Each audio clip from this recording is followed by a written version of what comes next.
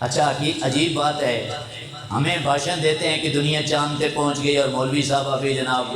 وضو کے مسائل بیان کرتے ہیں۔ تو میں کہتا ہوں یہاں پہ بھی کہا کرنا سفر میں دنیا چاند پہ پہنچ گئی، اور ابھی تم کہتے ہو سفر کا مہینہ ٹھیک نہیں ہے۔ ابھی وہ حضور کی آمد سے پہلے دور جاہلیت کی باتیں کر رہے، یہ ساری حضور کے دور نبوت سے پہلے کی بات تھی۔ سفر کو برا حضور سے پہلے عرب والے کہتے تھے، اس لیے تو سرکار نے فرمایا نا ولا سفر، کہ سفر میں کوئی پر سختی نہیں ہے۔ یہ حضور سے آمد سے پہلے کیا عقیدہ تھا، حضور تشریف لانے کے بعد بھی پھر بھی اگر کوئی کہے کہ یہ جناب ایسا ہے تو ایسا ہے، تو پھر اسے سوچنے کی ضرورت ہے۔ اچھا لوگ پھر ایک جناب کہتے ہیں آپ کو پتہ ہے کہ سفر میں رسول اللہ صلی اللہ علیہ وسلم آپ کو تکلیف میں مبتلا ہو گئے تھے، اور پھر اسی تکلیف میں حضور کا وصال بھی ہوا ہے، اور وہ تکلیف جو کہ بخار حضور کو سفر کے مہینے میں ہوا ہے، اس لیے ہم کہتے ہیں کہ یہ سخت مہینہ ہے۔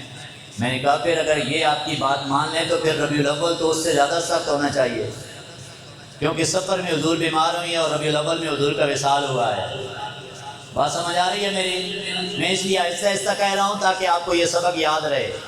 کہ زندگی گزر گئی ہے، ابھی تک اسی عقائد پر ہم ڈٹے ہوئے ہیں، انہیں کمزور نظریات پہ،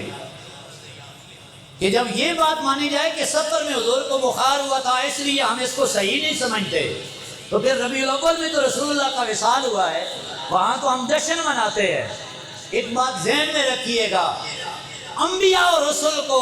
اپنے ساتھ کبھی بھی کمپیئر نہ کیا کریں، موازنہ نہ کیا کریں، مقابلہ نہ کیا کریں، برابری نہ کیا کریں۔ کوئی نبی ہم جیسا نہیں ہوتا، ہم ان کے جیسے نہیں ہو سکتے،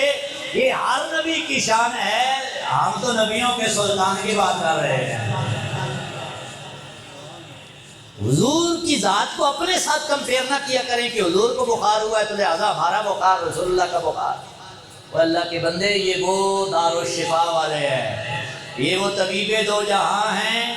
کہ اگر ٹوٹی ہوئی پنڈلی صحابی رسول کے میرے آقا لاب دہن لگا دے تو میرے آقا کی مبارک تھوک سے رب ٹوٹی ہوئی پنڈلی کو پھر سے جوڑ دیا کرتا ہے۔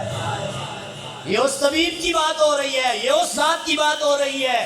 کہ حضرت قتادہ کے نکلی ہوئی آنکھ کا ڈھیلا پھر اسی جگہ پہ رکھ کے اپنا مبارک تھوک لگا دے تو رب پھر سے آنکھ کو جوڑ دیا کرتا ہے۔ یہ اس رسول کی بات ہو رہی ہے جو درخت کو انگلی سے اشارہ کر دے تو درخت بھی اپنی جڑیں کھینچتا ہوا حضور کے قدموں میں حاضر ہو جایا کرتا ہے۔ یہ اس رسول کی بات ہو رہی ہے کہ میرے آقا کے وصال کے بعد حضور کی ازواج مطہرات، آقا کا جو لباس نور، اس کا پلو پانی میں بھگو کے مدینے کے بیمار کو پلا دیتے، اللہ بیماروں کو شفا عطا فرما دیتا تھا۔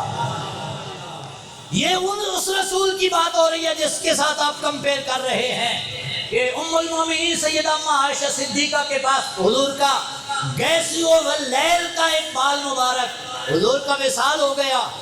تو جب مدینے میں کوئی بیمار ہوتا تھا اور بیمار بھی لا علاج ہو جاتا تھا اور پانی کا کٹورا لے کے آتے تھے ام المومنین کے دروازے پہ، سیدہ کائنات اس پانی میں سرکار کا مبارک بال پھیر کر دیتی تھی اور بیمار کو پلایا جاتا تو اللہ بیماریاں دور کر کے شفائیں عطا فرما دیا کرتا ہے۔ اس لیے یہ اس رسول کی بات ہے، کبھی بھی حضور کو اپنے ساتھ اس طرح کا موازنہ نہ کیا کر